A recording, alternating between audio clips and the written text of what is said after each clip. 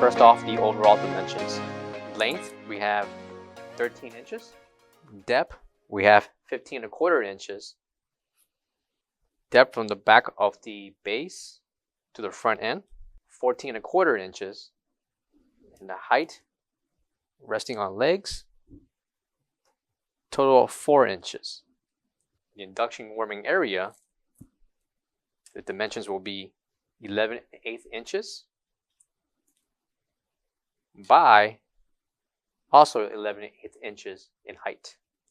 Coming here is the temperature control, the on and off, function button, lock and timer, and your 110 outlet. In the back, we'll have a sticker that will show the ETL listed and the ETL sanitation listed stamps. Coming down here, will also indicate the hertz and the voltage.